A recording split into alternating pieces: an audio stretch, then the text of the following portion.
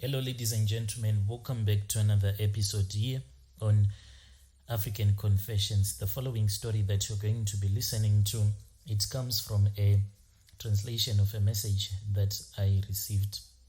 One of our admin helped us with this translation, in which she said it took her a couple of days for her to be able to finish the translation because it was too emotional for her.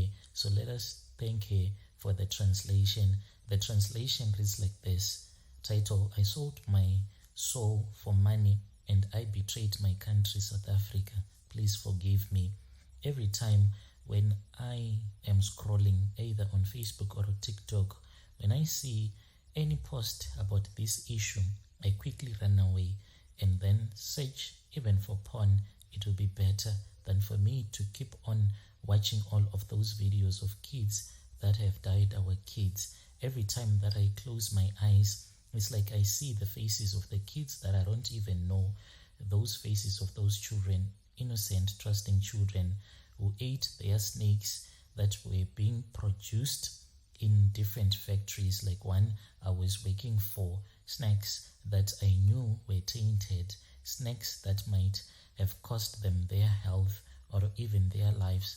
What hurts me is that I always made sure that as for my kids, I would go and buy their foodstuffs that they would carry in their lunchbox. I would go to Macro, Checkers or Pick n Pay, yet the company that I was working for was not even supplying those high-end supermarkets, but rather they were directing all of these toxic food to those that were suffering. That's when I knew it, but I would go to bed telling myself that it is part of my job and I do not own the company. So what else am I supposed to do about it? Let me just continue with my life. I am married. I have a beautiful wife. I am giving her a good life. As for my kids, I am taking them to private good schools. If I say that I do not want to work anymore, then who is going to take care of me? Will I survive even on a government grant?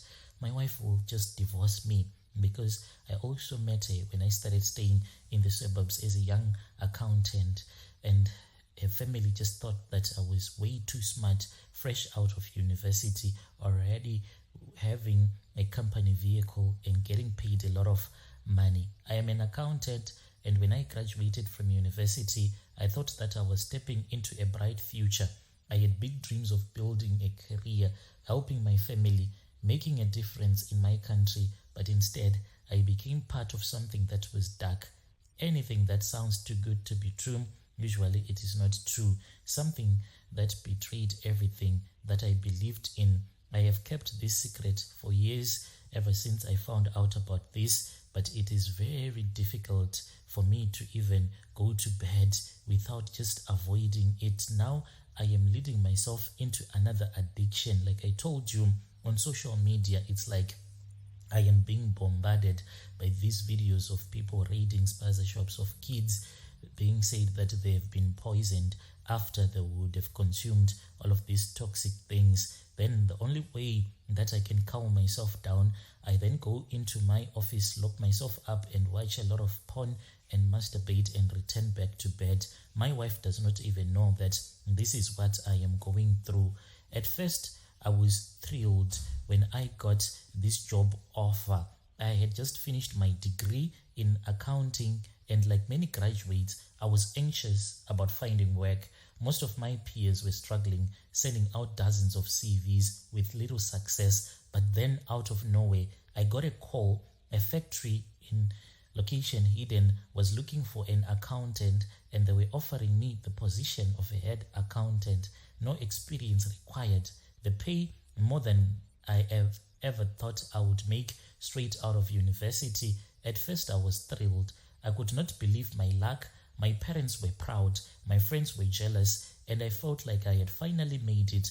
The factory was producing food products, your snacks, spices, instant noodles, and canned goods. It wasn't glamorous, but it was work and it paid well, too well that should have been my first red flag. When I went for the interview, the man who interviewed me, he did not even know anything about accounting. He just said, "You are here for the job, ne?" And I said, "Yes." And I was directed to the office where there were some documents where I was supposed to pick them up and then had to work either from the factory or from home. So I then preferred to work from home. The owner of the factory was a Pakistan businessman. I never met him, not once. He operated the factory from abroad, pulling all the strings from a distance. At the time, I thought that it was normal. I mean, like, we live in a globalized world. I said that this man has come to invest in our country, right? But now looking back, it seemed as if it was too absurd what I was thinking about. How could someone run a business in South Africa, employing South Africans, selling to South Africans without ever stepping foot in the country? And yet he was making millions.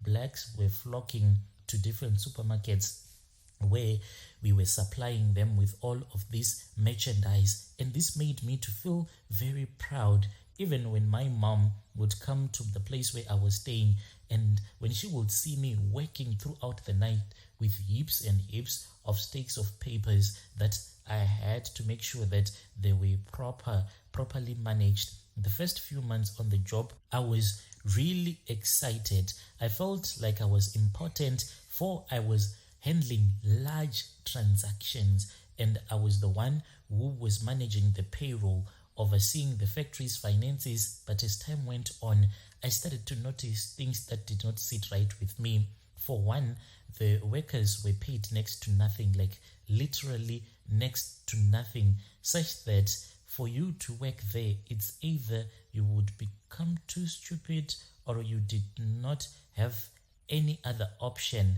And the factory was making massive profits, and then there were the products themselves. They were cheap, unbelievably cheap, and the ingredients were questionable. But that was not my department.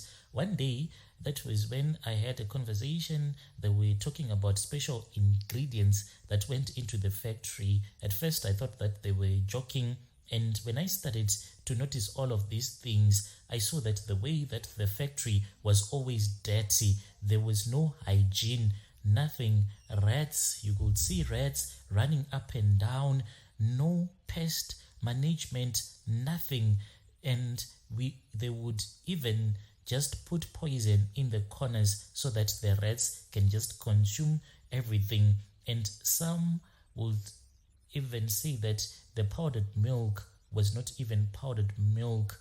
Like, there were spices that were cut with sawdust. Can you imagine? Sawdust was being increased into those spices so as to increase the volume.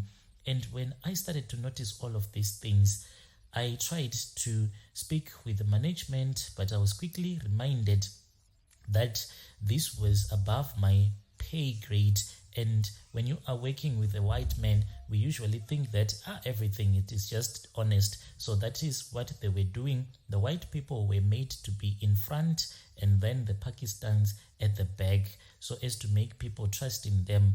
I started to pay close attention to more and more little stuff, and what I saw confirmed my worst fears. The factory was producing nothing but fake food, counterfeit products made from cheap, dangerous materials, and they were working with other people that were working at factories that were making products. Let's say it might be Tastic rice, and then those packaging materials would be stolen, and then the rice would just be packaged at this factory. And these spices were a mix of fillers and chemicals.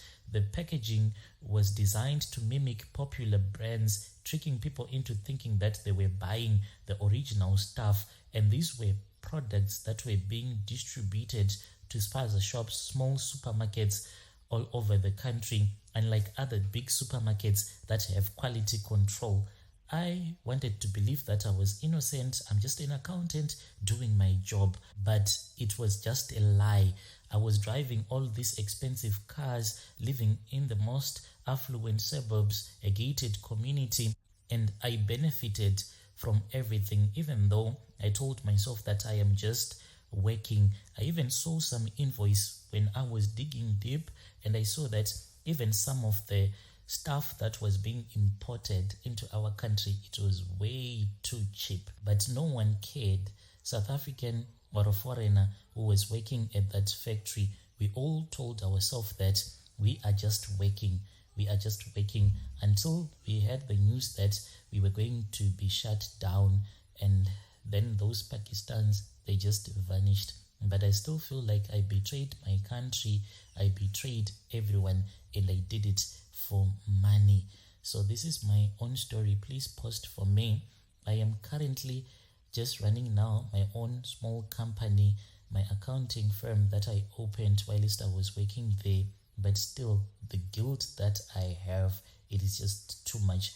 I was not like part of the people that were planning to make fake foods. I was just an employee being employed by that company. But I know that I am also guilty. I am not innocent for remaining quiet. Yet I was feeding my own kids with high quality food. Dear listeners, right there was a message that was sent to me by one of our admin who was saying that it took days for him to process this confession, for it was too emotional for her. Let us thank her for this translation. Yeah.